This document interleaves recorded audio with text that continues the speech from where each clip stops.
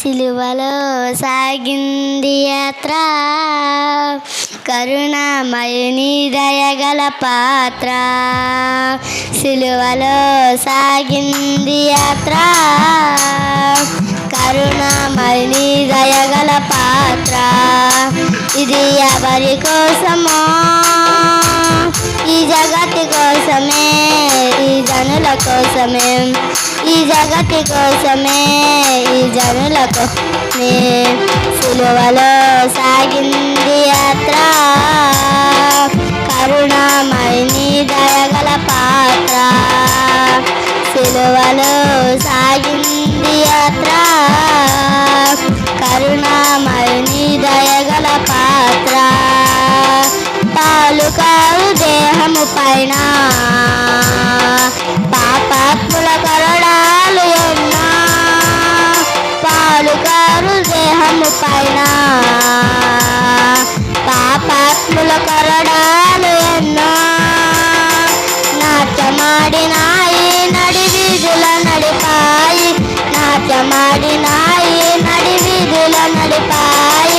నోరు తెరువలేదాయ ప్రేమ, బదులు పలకలేదాయ ప్రేమ. నోరు తెరువలేదాయ ప్రేమ, బదులు పలకలేదాయ ప్రేమ.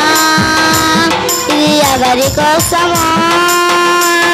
ఈ జగతి కోసమే, ఈ జనుల కోసమే, ఈ జగతి కోసమే, ఈ జనుల కోసమే.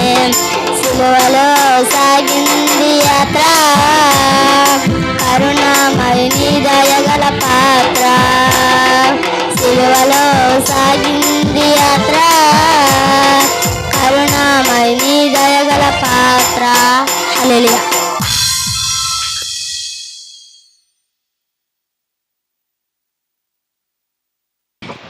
యోహాను సువార్త 19:26-27 ఇలాగూ వ్రాయబడి ఉన్నది.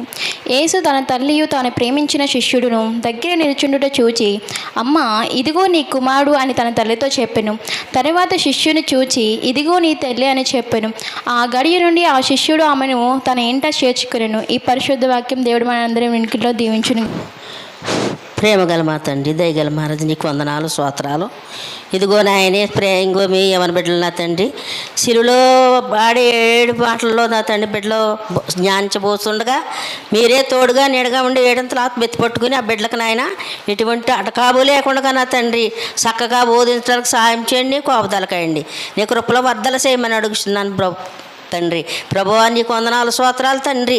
ఈ ప్రార్థన చిన్న ప్రార్థన, ఆలకించిన ప్రార్థన ప్రతిఫలం దయచేయమని నదరైన యేసు శ్రేష్టమైన నామమున ప్రార్థించి తుతించి అడిగి వేడుకుంటున్నాను మా పరమ తండ్రి. అవకాశం ఇచ్చిన అయ్య గారికి నా హృదయపూర్వక వందనాలండి. యేసుక్రీస్తు సిలువలో పలికిన 3వ మాట చదువుకుందాం. యోహాను సువార్త 19:26-27 యేసు తన తల్లియు తాను ప్రేమించిన శిష్యుడును దగ్గర నిలుచుండట చూచి, అమ్మ, ఇదిగో నీ కుమారుడు అని తన తల్లితో చెప్పెను. నిర్గమకాండము 25:12 చూద్దామండి.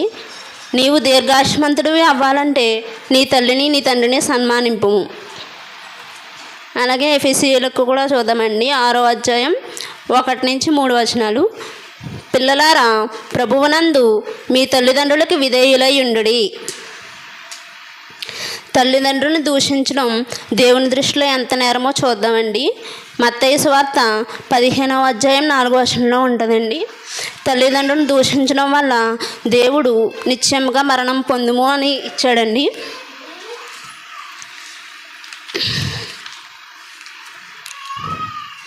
ఈ రోజుల్లో కొడుకులు పిల్లలందరూ జలసాగా జీవించి కన్నీ పెంచిన తల్లిదండ్రులను అనాథగా వదిలేస్తున్నారండి, అనాథాశ్రమంలో ఉంచేస్తున్నారండి.